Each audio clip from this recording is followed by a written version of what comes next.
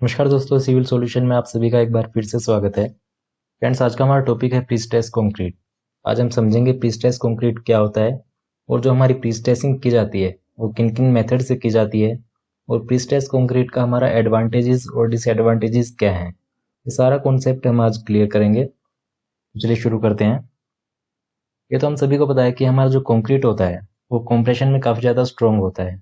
लेकिन हमारी कंक्रीट की डिसएडवांटेज क्या है कि हमारा कंप्रेशन में तो काफ़ी ज़्यादा स्ट्रॉन्ग होता है, लेकिन टेंशन में वो काफ़ी ज़्यादा वीक होता है।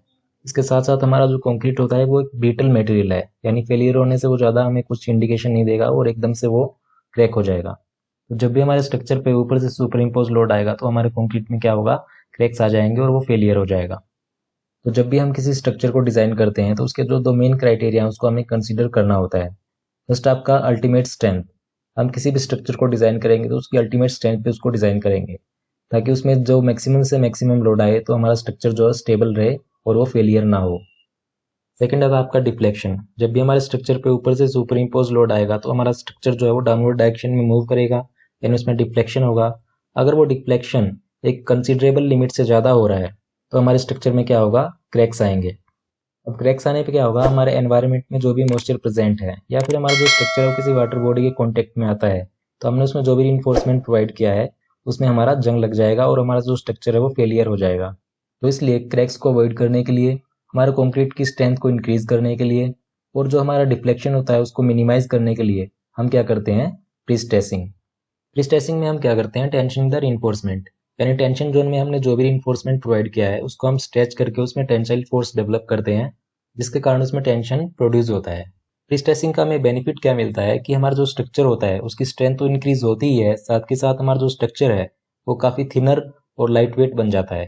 चलिए इसको हम एक एग्जाम्पल के थ्रू समझते हैं। सपोज कीजिए आपको कोई ब्रिज कंस्ट्रक्ट करना है, तो ब्रिजेस जनरली क्या होते हैं, आपके लॉन्गर स्पान स्ट्रक्चर होते हैं, यानी कि उनमें एक स्पॉट से दूसरी स्पॉट के बीच में डिस्टेंस काफ़ी ज़्यादा होता है due to water body traffic movements. क्योंकि हम उसके बीच में स्पॉट दे नहीं सकते। अगर आपने बीच में स्पॉट दे दिया तो आपका जो भी वाटर बॉडी का ट्रैफिक्स होते हैं, जैसे आपकी शिप्स हो गई या फिर आपका कोई रेलवे ट्रैक है, तो उसके पासेज में फिर डिफ़िकल्टीज आएंगी। तो अगर आप इस ब्रिज को ट्रेडिशनल आरसीसी से कंस्ट्रक्ट करोगे तो आपको क्या करना पड़ेगा, इसकी जो भी बीम गाइडर्स हैं या फिर आपका स्लैब है उसकी डेप्थ को आपको इंक्रीज करना होगा। और अगर आपने इसकी डेप्थ इंक्रीज कर दी तो फिर वही प्रॉब्लम आएगी, आपका जो भी वाटर बॉडी ट्रैफिक है उसके मूवमेंट में आपकी डिफिकल्टीज आएंगी और आपका जो स्ट्रक्चर है उसका डेड लोड भी काफ़ी ज़्यादा इंक्रीज हो जाएगा, जिसके कारण हमारा जो स्ट्रक्चर है वो अनइकोनॉमिकल भी बन जाएगा। तो अब हमें यहाँ पे प्रीस्ट्रेसिंग की जरूरत पड़ेगी, क्योंकि अगर हम प्रीस्ट्रेस कंक्रीट से इसको कास्ट करेंगे तो हमें इसका डेप्थ इंक्रीज नहीं करना पड़ेगा और वही स्ट्रेंथ हमें थिनर सेक्शन में मिल जाएगी। तो चलिए अब हम समझते हैं प्रीस्ट्रेसिंग में एक्चुअल फिनोमेना क्या होता है, वो कैसे काम करता है। तो यहाँ पे मैं एग्जांपल ले रहा हूँ एक बीम का। देखिए, जब भी हम थ्योरेटिकली कोई कन्वेंशनल बीम डिज़ाइन करते हैं तो हमारा बीम जो होता है बिल्कुल स्ट्रेट होता है, उसमें कोई डिफ्लेक्शन नहीं होता। लेकिन अगर हम प्रैक्टिकली देखें तो हमारे बीम पे जब भी ऊपर से कोई सुपर इम्पोज लोड आएगा तो हमारा बीम जो है वो डाउनवर्ड डायरेक्शन में मूव होगा, यानी उसमें डिफ्लेक्शन प्रोड्यूस होगा, जिसके कारण हम उसमें क्रैक्स डेवलप होंगे और हमारा जो स्ट्रक्चर है वो फेलियर हो जाएगा। स्ट्रेसिंग में हम क्या करते हैं, हम जो स्ट्रक्चर में टेंशन जोन में रिइंफोर्समेंट प्रोवाइड करते हैं, हम उसकी जगह वहाँ पर क्या प्रोवाइड करेंगे, हाई टेंसाइल थ्रेडेड केबल्स, जिनको हम टेंडेंस बोलते हैं, उनका हम यूज़ करेंगे और उस टेंडेंस को हम with the help of hydraulic jacks दोनों तरफ से उसको स्ट्रेच करेंगे, जिसके कारण उसमें टेंसाइल फोर्स डेवलप होगा। और इन टेंडेंस को हम स्ट्रेच करके जब तक रखेंगे जब तक हमारा जो कंक्रीट है वो अपनी डिजायर्ड स्ट्रेंथ गेन नहीं कर लेता। जैसे ही हमारा कंक्रीट अपनी डिजायर्ड स्ट्रेंथ गेन कर लेता है, हम क्या करते हैं, हाइड्रोलिक जैक को हटा देते हैं और जो हमने टेंडेंट को स्ट्रेचिंग कर रखी थी उसको हम रिलीज कर देते हैं। अब यहाँ पे देखिए क्या होगा, हमने जो टेंडेंस को स्ट्रेचिंग कर रखी थी with the help of hydraulic jack, अगर हमने उसको रिलीज कर दिया तो रिलीज करने पे क्या होगा, जो हमारी टेंडेंस है वो अपनी ओरिजिनल शेप में आने की कोशिश करेगी और उस पे दोनों साइड से कंप्रेसिव फोर्स डेवलप होगा। अब यहाँ पे देखिए, अगर हम किसी भी मेंबर पे दोनों साइड से अपोजिट डायरेक्शन में उस पर कंप्रेसिव फोर्स अप्लाई कर रहे हैं तो वो मेंबर क्या होगा, अपवर्ड डायरेक्शन में मूव करेगा, यानी उसमें अपवर्ड डायरेक्शन में डिफ्लेक्शन होगा। और यही डिफ्लेक्शन हमें चाहिए, क्योंकि प्रीस्ट्रेसिंग में क्या होता है, ये अपवर्ड डायरेक्शन की डिफ्लेक्शन ही आपका सारा काम करती है।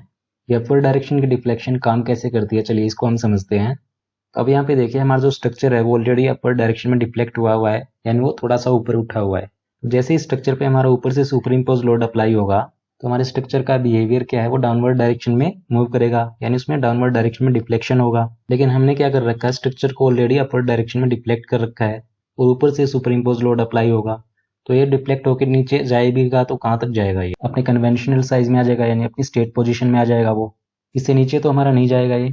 चलिए इसको हम एक बार फिर से समझते हैं। हमने क्या है, स्ट्रक्चर को ऑलरेडी अपर डायरेक्शन में डिफ्लेक्शन कर रखा है, तो जैसे ऊपर से सुपर इम्पोज लोड आएगा तो हमारा जो स्ट्रक्चर है वो डाउनवर्ड डायरेक्शन में मूव करेगा।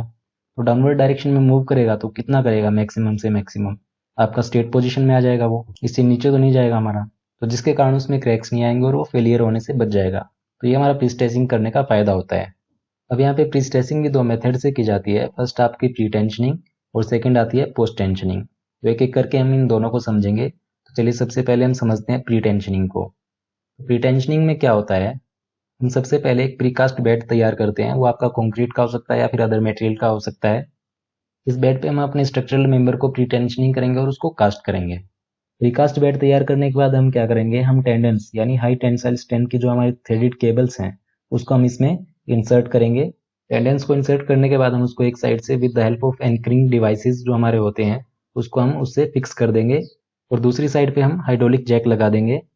अब यहाँ पे हमारा हाइड्रोलिक जैक क्या करेगा, इस टेंडन को स्ट्रेच करेगा, जिसके कारण हमारे टेंडेंस में टेंसाइल फोर्स डेवलप होगा। टेंडेंस को स्ट्रेच करने के बाद हम क्या करेंगे, प्रीकास्ट बेड में हम कंक्रीट की पोरिंग कर देंगे, और इस टेंडन को हम जब तक स्ट्रेच रखेंगे जब तक हमारा जो कंक्रीट है वो अपनी डिजायर्ड स्ट्रेंथ गेन नहीं कर लेता।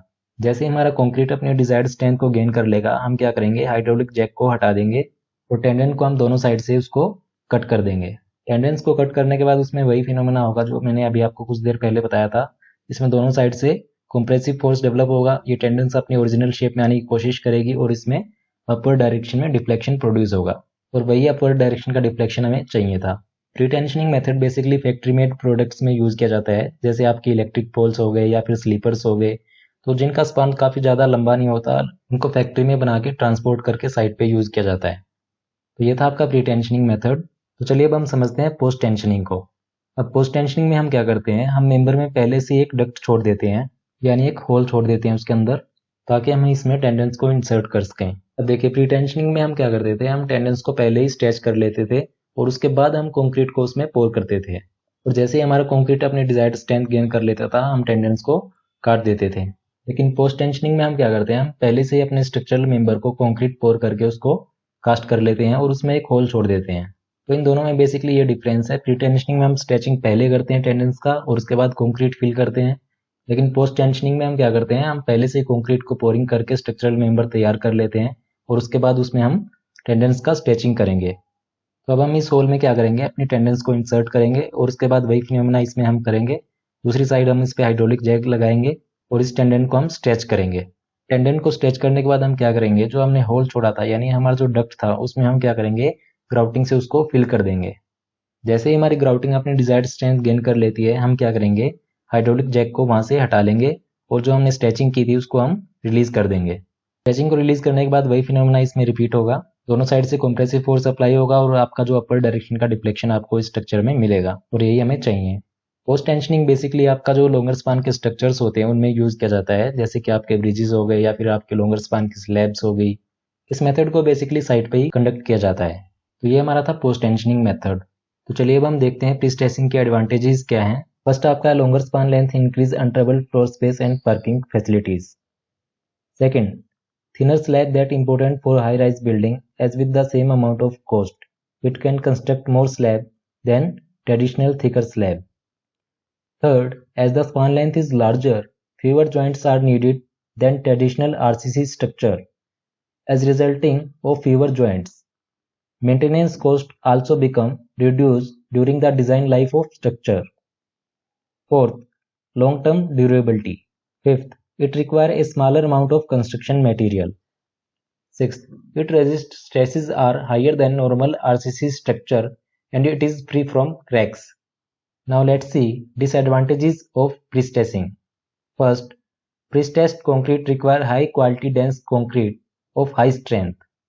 Second, it require high tensile steel which is 2.5 to 3.5 times costlier than mild steel. Third, pre-stressing process require complicated tensioning equipment and anchoring devices. Fourth, construction require perfect supervision at all stages of construction.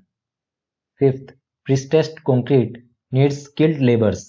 तो ये हमारी थी pre stressing के कुछ advantages और disadvantages. मैं उम्मीद करता हूँ आपको समझ में आ गया होगा। तो आज के लिए फ्रेंड्स इतना ही। Thank you.